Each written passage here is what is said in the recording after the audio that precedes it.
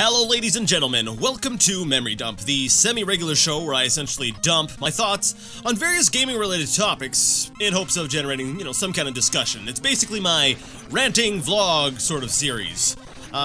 Today's topic, what I wanted to talk about, is emulation. And specifically, I want to talk about why I feel that emulation is a good thing overall for the industry, for gaming, to even be considered, we'll say, as an art form. I think it is essential that emulation be present and be encouraged. In the background, I've got, we'll say, some emulated footage of Mega Man 2 being played on an emulator using a 360 pad, which, if you'll notice later on, there's a lot of diagonal shots because of the terrible D-pad, but that aside, let's go ahead and get started with the actual discussion. So basically, what is an emulator? If you're not, we'll say, in the know, you're not, we'll say, knowledgeable about what an emulator is, you might have heard the term being tossed around, you might have been living under a rock. Basically, an emulator is kind of like a translator or a decoder. That's actually probably the best way I could describe it. It, basically, games, if you've ever done programming, games and programs in general, they tend to be written for a specific hardware.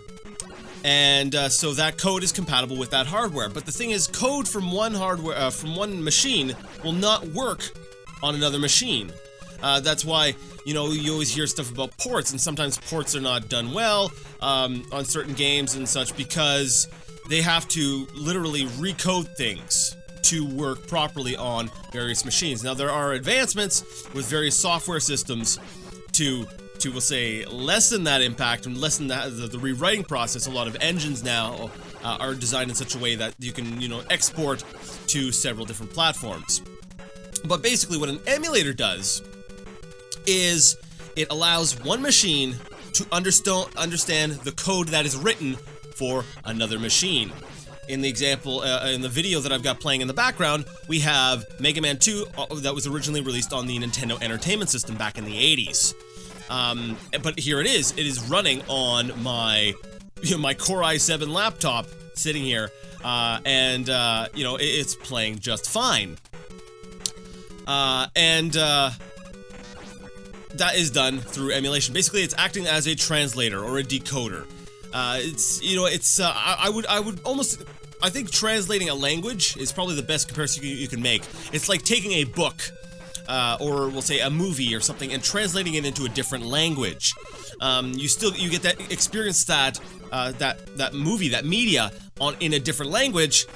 Sometimes, there's translation errors. Some things are not perfect. Voice acting might not be as good in the other versions as it is in we'll say the native language.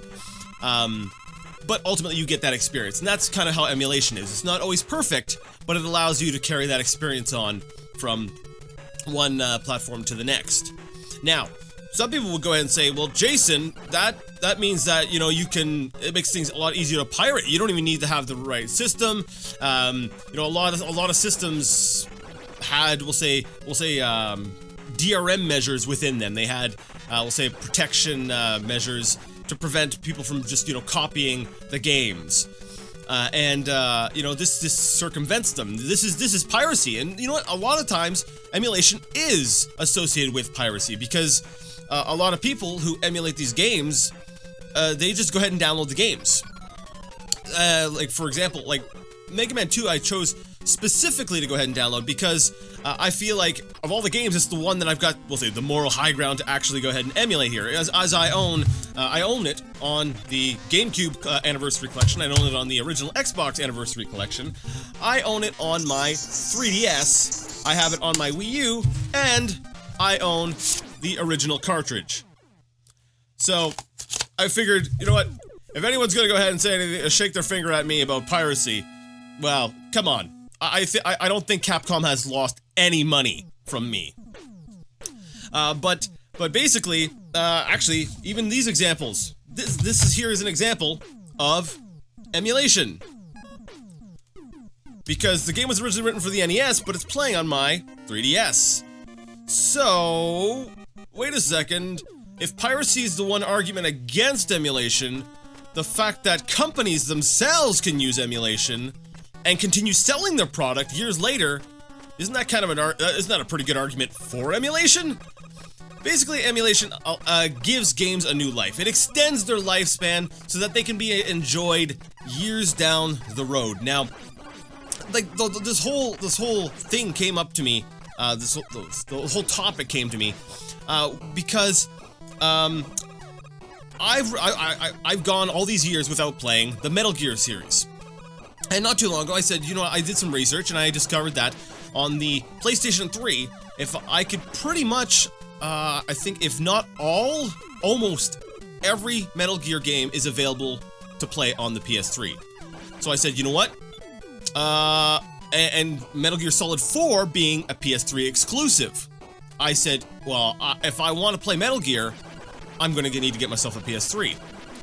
Then about, we'll say a couple weeks after getting my PS3, Yellow Light of Death, it died. And I went, crap, I can't play these games. So I went and got myself another PS3, but then I started thinking about this. You know, what happens years down the line when, you know, all the PS3s are dead? How are we going to be able to play, we'll say, Metal Gear Solid 4? The game will be completely inaccessible. And that is where I feel emulation comes in. It allows games that would have normally been lost to the annals of time, basically, to continue to be enjoyed by future generations. You have companies like GOG, you know, Good Old Games, which basically built a business model on top of not only DRM-free games, but basically a lot of the games run through DOSBox, which is a DOS emulator. You know, DOS, you know, it's an operating system for PC, but you can't play DOS games on modern PCs. It's because, you know, it's not written for them. So, what I think it's so important that we have emulators for that. Eventually, went down the road when things go ahead and die. You know, you still have access to them.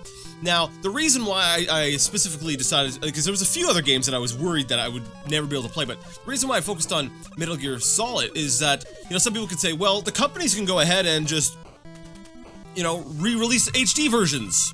You know, you don't need to be emulating, you just wait, you know, the next console is going to see an HD release or something like that.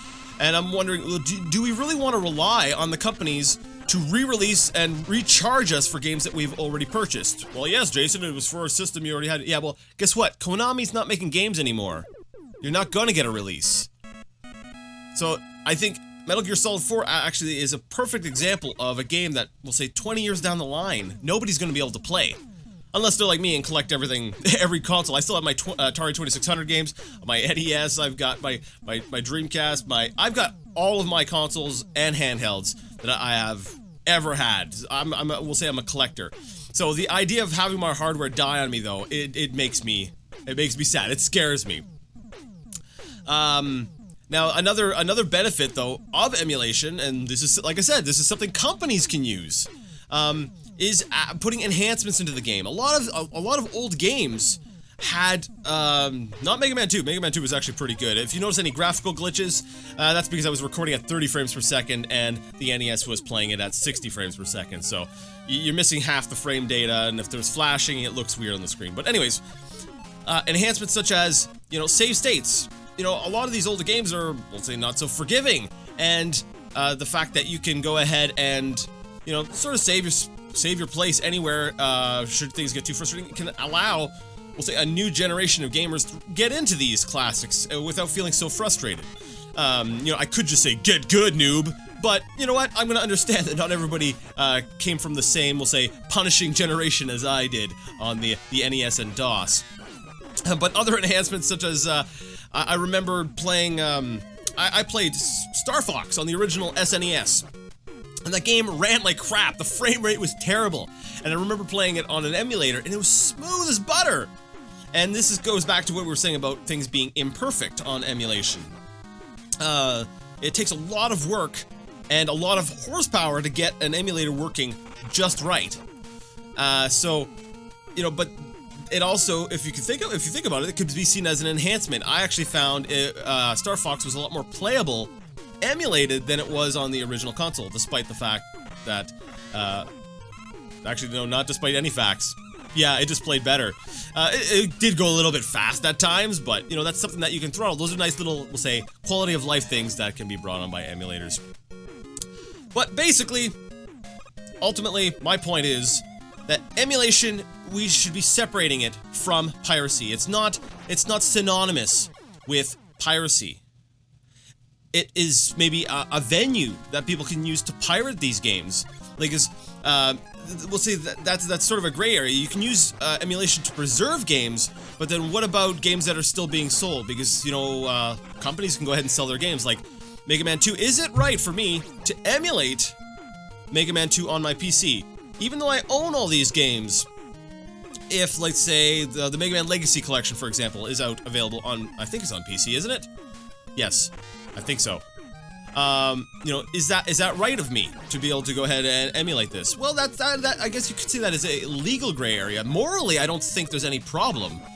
If you have a compelling argument, I would love to hear it. Like, if, like, I can't think of why there would be a reason why me doing this is a bad thing, especially considering how much money that I've already given Capcom for this game. But so, I still feel, though, that ultimately it should not be equated to piracy, because, you know, like, back in the day, yeah, here we go, I'm showing my age again, you know, VCRs were seen as a medium for pirating and, we'll say, copyright infringement. You know, you were gonna videotape movies. You're gonna make copies of movies that were illegal. Oh my goodness, the movie industry is going to die! Guess what? The movie industry did not die. And I see it sort of the same way as with emulators here, is that these games aren't dying because of emulators. These games have already had their run, and emulators are, if anything, it's keeping these games in the limelight. It's keeping the spotlight on these games and saying, hey yo, this game is still here, go ahead and play it. But you know what? Hey, I might have holes in my thinking. I might have some sort of flaw here. Let me know what you think. Can you think of a decent reason why even emulating here, despite me owning these games, is a bad thing? Or we'll say, I understand that we'll say the legal line. Maybe you might have a case, but morally, I don't understand. But either way, let me know what you thought about, what you think about emulation. If there's anything I missed, let me know. I can maybe go ahead and throw it into the next episode. If you got a really good point, let me hear it. Now, I guess that's it for this episode's topic. I'm gonna go ahead and introduce the next topic now, but before I do, I want to address something I have heard a lot online. Twitter, Reddit. I've heard the statement that, this is gonna lead into the next topic, is that limitations are good for creativity. I don't believe that. I don't think that limitations are good for creativity. What I think the actual statement should be is that limitations create a system in which creativity thrives. That is to say, if someone is creative or creativity exists within a limited system, then the creative person has what is needed to excel in that environment. So basically, it's not so much a case of, oh, look, there's limitations here,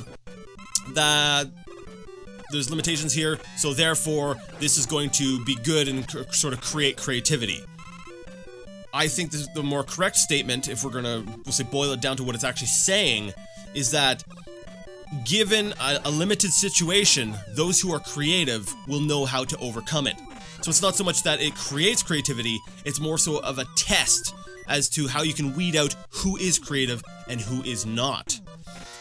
Because, you know, I think most other creative people, because I tend to be fairly creative myself, but most other creative people would agree that limitations, they can be fun to work with. I'm not saying that bad comes from them, but that oftentimes what happens is your creativity gets more directed towards circumnavigating the limitations rather than just truly being creative with what you want. In a way, it's good though, because a lot of creative people tend to want to keep.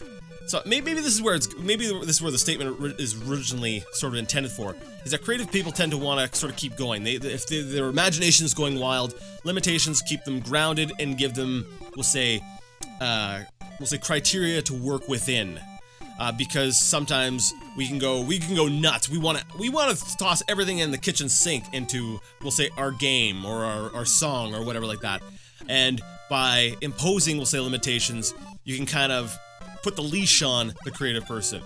So maybe that is, maybe that's the way people mean it, but in my original, we'll say, understanding of the statement that it actually was good for creativity and that it, we'll say, created creativity, that is false. If the statement is meant in, like I said, to keep, we'll say, creative people on a leash, I can understand that point of view. But ultimately, I see it more as limitations allow us to see who really is creative, based on, you know, how they're able to deal with that situation. So, what does that have to do with the next topic? Well, we've been talking a lot about limitations, and we've been talking a lot about, we'll say, hardware, and we've been talking a lot about, well, say, emulation, which is understandable because this is an emulation-based episode. So, the next episode, I want to talk about the whole debate of consoles versus PC.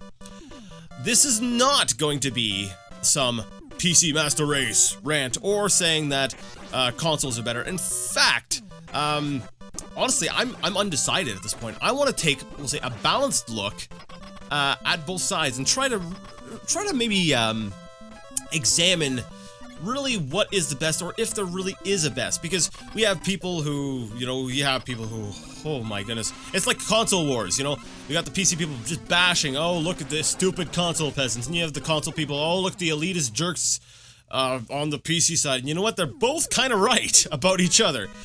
So maybe we'll say I'll be the middleman, and next time we're going to talk about PCs versus consoles. I feel like I'm going to upset somebody, but that's okay, because I feel like the past few things I've talked about have been sort of softball. They've been pretty easy to answer and discuss. I figured, you know, let's go ahead, let's get controversial a little bit and talk about the whole PC versus console thing. So, if you have any thoughts about PCs versus console, go ahead and hit me up by some means in the comment section, Twitter, however you can get a hold of me. Go ahead and let me know what you think about PCs versus consoles. If there's something about emulation I neglected, like I said, let me know and I'll toss that in at the beginning of the next episode. Or, you know, generally we can just have a chat and a discussion. Either way, if you like the content, would like to see more, go ahead and leave it a thumbs up. If you didn't, leave it a thumbs down. Either way, let me know what you thought. I think I've said that about 5 times now. I've said it way too many times. So I'm gonna just end it with like this. Until next time, I would like to ask you all to game on.